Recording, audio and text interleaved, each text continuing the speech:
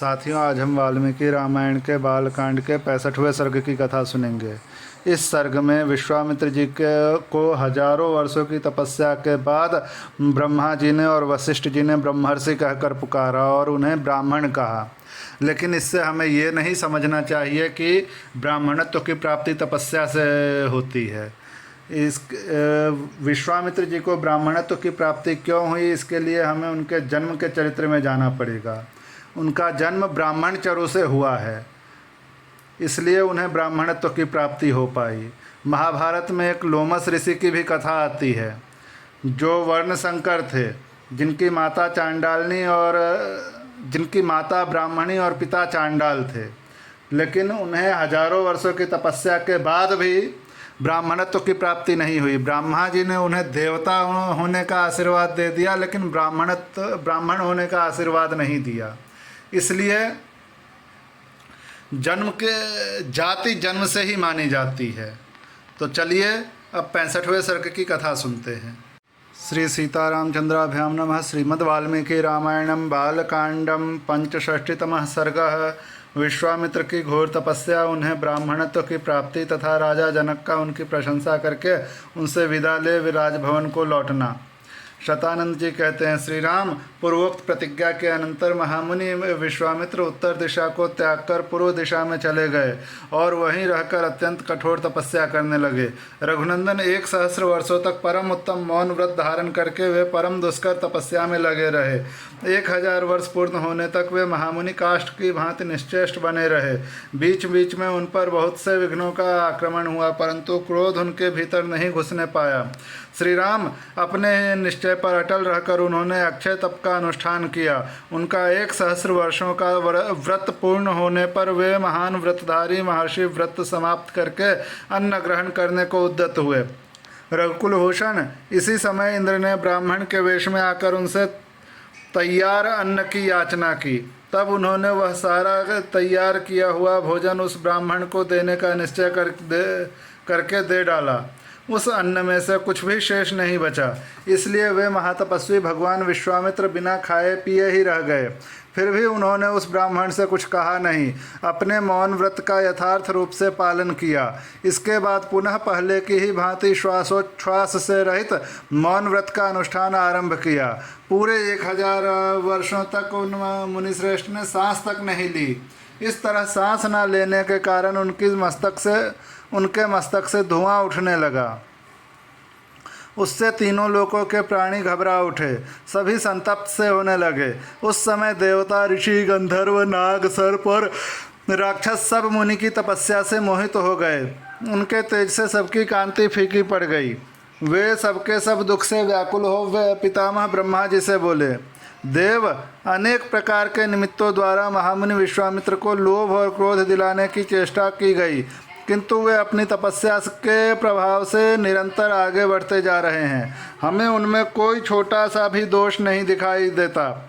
यदि इन्हें इनकी मनचाही वस्तु नहीं दी गई तो ये अपनी तपस्या से चराचर प्राणियों सहित तीनों लोकों का नाश कर डालेंगे। इस समय सारी दिशाएं धूम से आच्छादित हो गई हैं, कहीं कुछ भी सूझता नहीं है।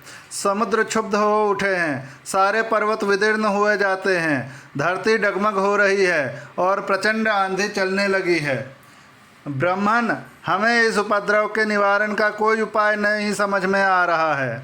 सब लोग नास्तिक की भांति कर्मानुष्ठान से शून्य हो रहे हैं।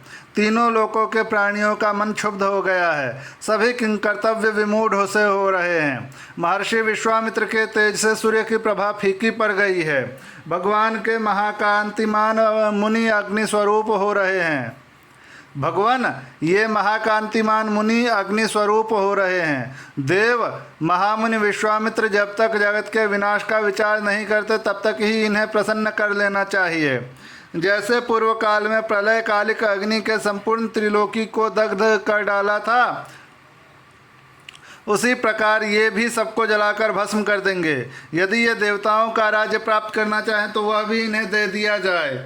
इनके मन में जो भी अभिलाषा हो उसे पूर्ण किया जाए। तदनंतर ब्रह्मा आदि सब देवता महात्मा विश्वामित्र के पास जाकर मधुर वाणी में बोले, ब्रह्मर्षि, तुम्हारा स्वागत है। हम तुम्हारी तपस्या से बहुत संतुष्ट हुए। कुशिक नंदन, तुमने अपनी उग्र तपस्या से ब्राह्मणत्व तो प्राप्त कर लिया। ब्राह्मण मरुदगणों सहित मैं तुम्हें दीर्घायु प्रदान करता हूँ। तुम्हारा कल्याण हो। सौम्य, तुम मंगल के भागी बनो और तुम्हारी जहाँ इच्छा हो वहाँ सुखपूर्वक जाओ। पितामह ब्रह्मा जी की यह बात सुनकर महामुनि विश्वामित्र ने अत्यंत प्रसन्न होकर संपूर्ण देवताओं को प्रणाम किया और कहा, देवगण, यदि मुझे आपकी कृपा से ब्राह्मण तो मिल गया और दीर्घायु की भी प्राप्ति हो गई तो ओमकार, वषटकार और चारों वेद स्वयं आकर मेरा वर्ण करें। इसके सिवा जो क्षत्रिय वेद, धनुर्वेद आदि तथा ब्रह्म वेद, ऋक आदि चारों वेद के अज्ञाताओं में भी सबसे श्रेष्ठ है, वे ब्रह्मपुत्र वशिष्ठ स्वयं आकर मुझसे ऐसा कहें कि तुम ब्राह्मण हो गए। यदि ऐसा हो जाए तो मैं समझूंगा कि मेरा उत्तम मनोरथ पूर्ण हो गया। उस अवस्था में आप सभी से श्रेष्ठ देवगण यहाँ से जा सकते हैं। तब देवताओं ने मंत्र जप करने वालों में श्रेष्ठ वशिष्ठ मुनि को प्रसन्न किया। इसके बाद ब्रह्मर्षि वशिष्ठ ने एवमस्तु कहकर विश्वामित्र का ब्रह्मर्षि होना स्वीकार कर लिया और उनके साथ मित्रता स्थापित कर ली।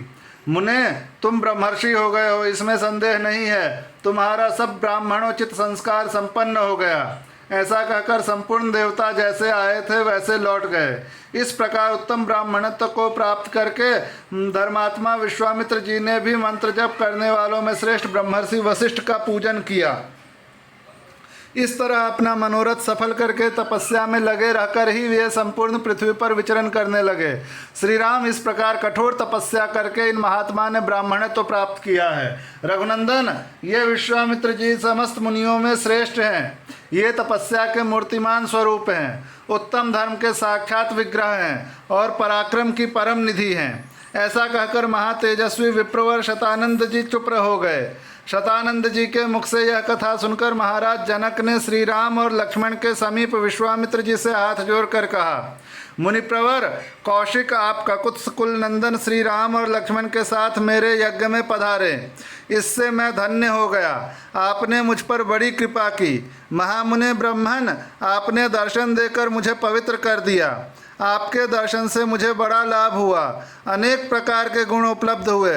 ब्रह्मन, आज इस सभा में आकर मैंने महात्मा राम तथा अन्य सदस्यों के साथ आपके महान तेज प्रभाव का वर्णन सुना है। बहुत से गुण सुने हैं। ब्रह्मन, शतानंद जी ने अपने महान तप का वृत्तांत विस्तार पूर्वक बताया है। कुशिक नंदन, आपकी तपस्या अप्रमेय है, आपका बल अनंत है तथा आपके गुण भी सदा ही माप और संख्या से परे हैं। प्रभु, आपकी आश्चर्यमयी कथाओं के श्रवण से मुझे तृप्ति नहीं होती है, किंतु मुनिश्रेष्ठ यज्ञ का समय हो गया है। सूर्य देव ढलने लगे हैं। जप करने वालों में श्रेष्ठ महातप तेजस्वी मुने, आपका स्वागत है। कल प्रातः काल फिर मुझे दर्शन दें। इस समय मुझे जाने की आज्ञा प्रदान करें। राजा के ऐसा कहने पर मुनिवर विश्वामित्र जी मन ही मन बड़े प्रसन्न हुए। उन्होंने प्रत्युक्त नरश्रेष्ठ राजा जनक की प्रशंसा करके शीघ्र ही उन्हें विदा कर दिया। उस समय मिथिलापति विदेहराज जनक ने मुनिश्रेष्ठ विश्वामित्र से पूर्वोक्त बात कहकर अपने उपाध्याय और बंधु बांधवों के साथ उनकी शीघ्र ही परिक्रमा की। फिर वहाँ से वे चल दिए।